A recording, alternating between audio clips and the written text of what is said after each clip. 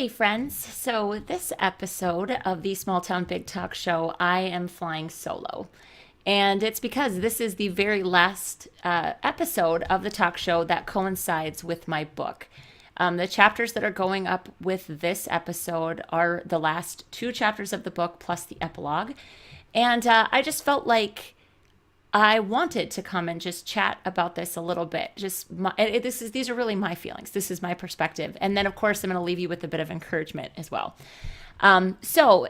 What I really want to chat with you about today is the idea of thinking about your small town as a repurposing project, and this is how I ended the book.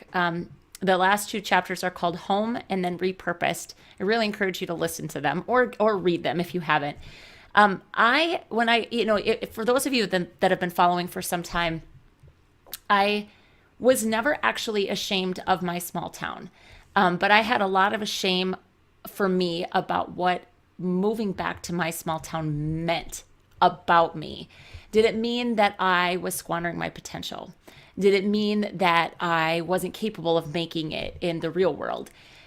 Also, just those feelings and fears of what am I missing out on? Am I going to be less cultured? Am I going to have less opportunity? Am I going to become the person I was supposed to become? Am I going to fulfill my full potential? Am I going to feel happy? Am I going to feel contented? Am I always going to wish I had more?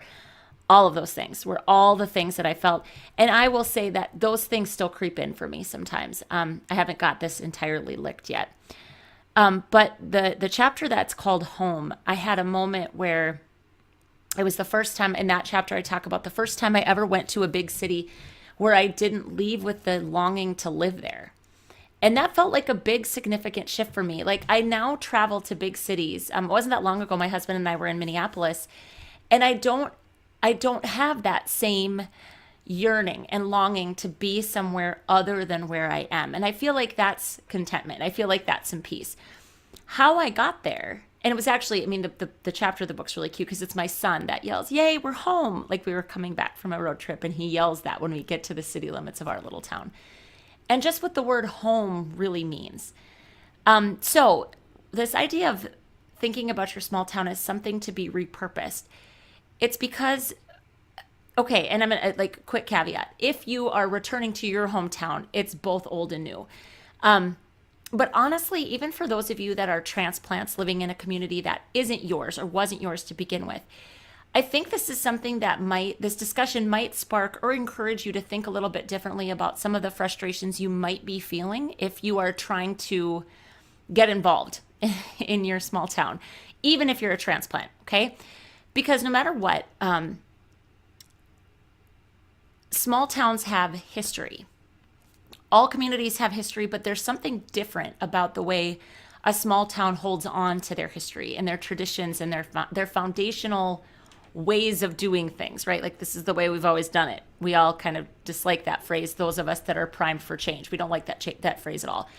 But recognizing that you can take something old and love it into new life, that's the idea of repurposing furniture. And that's why it felt like such a good analogy for me, because the truth is, if you don't love what was already there, you almost can't build off of it and make something new. Like if the original piece, now I'm talking furniture, if it holds no appeal to you, it makes more sense to just go out and buy a new one. Like don't try to make something new from it.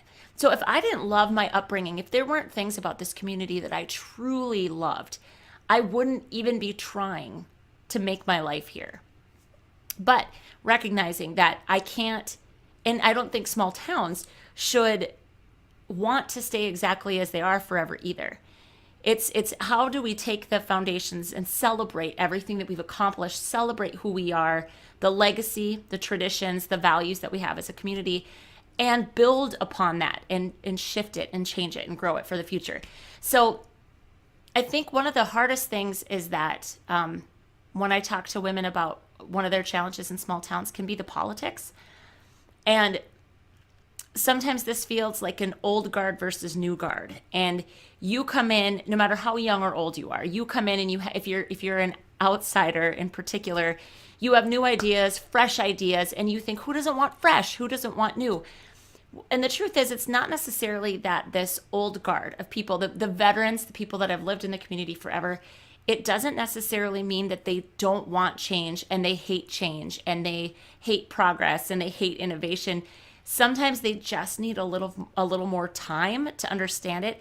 And the one thing that we can do as the person presenting the new idea or the freshness is there's a couple things, okay? Because ultimately, friends, we don't get to change other people. I know you know this, but it always bears repeating, because these are those moments where you're super frustrated and you just think, oh, I can't get anywhere with you people. Nothing's going to change. I don't know if I can stay. And then down the spiral we go.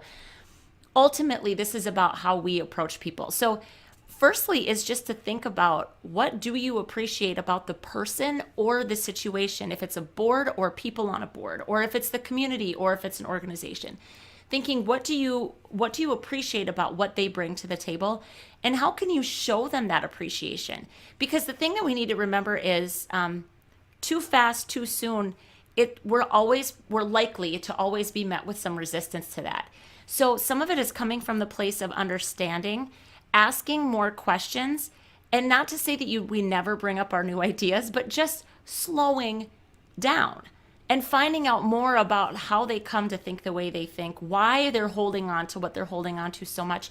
Because we shouldn't be asking them to change if we don't understand any more than, I mean, you just think about how one-sided this can feel sometimes. And progress, it is slow most of the time. I mean, change is slow most of the time. But like it's a beautiful African proverb that's, if you want to go fast, go alone. If you want to go far, go together. All the best ideas require the collaboration and the spirit and involvement of other people. So this idea of, making something old new again, this is where, for me, I talked about how I go to the church that I was baptized in, my parents were married in, I was married in. It was my family's church. There have been many, many moments. My husband and I talked about this in one of our episodes. Many moments where I have felt that I'm living in the shadow of my parents because they've been here longer.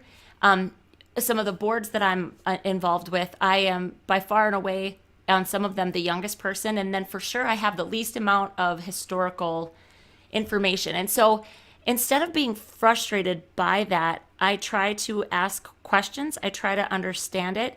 And I think one of the most important things from just a human relations standpoint is to constantly look at these people and think, we shouldn't judge how much certain people want to hold on to things. It's a comfort to them. And so reminding yourself how much we hold on to the things we find comforting, we wouldn't want those stolen away from us either. And just trying to bridge some of the gaps. And we bridge gaps by asking better questions and more questions, instead of assuming and judging and jumping to conclusions, right? Just asking more questions. So, as we wrap up the upload of the audiobook, I just want to tell you that the next series of talks, that's going to have a very, very similar feel to what we have had in the past set of episodes. But we're going to see more of just a general topical outlay of things that we struggle with in small towns. And so, as we wrap up this one, this will be one of the shortest episodes because it's just me. I just wanted to tell you, how much I appreciate your support of this talk show. We've gotten some amazing feedback from people. So I want to ask you if there are topics you really want to hear us talk about. And by us, it's anybody. I'm not necessarily going to sit down with the same people that I've been with so far. So if you also have guests that you think would be really, really great, I just want to be a place where we can talk about the things that we struggle with, because I don't know if I'll live in my small town forever, because none of us know, right? None of us know what's going to happen, but I don't plan on going anywhere. And so if we can collaborate, put our heads together, and come up with ways to help every single one of us live bigger and more honestly in our small towns and help our small towns to thrive, that's what I want to be a part of. So I encourage you to please shoot me an email. You can reach out to me on Messenger. You can text me. You can call me. Seriously, pick up the phone. Go to my website, RebeccaUndum.com, and just hit the let's chat, like the connect or contact me button, and you'll see my phone number is listed right there. We can talk. Ultimately, I just want you to know that you are not alone. The crazy, weird feelings that you have from time to time, we all experience levels of that. We're all in this together, and I want to be a safe place for you to land. I want you to feel seen. I want you to feel heard. I want you to feel supported, because I'm telling you, friends, we really are, rural America, small towns, we really are in this together. So with that, thanks so much for watching this quick little episode, and let me know what topics you want to hear on the next episode of the Small Town Big Talk Show. Have a great day.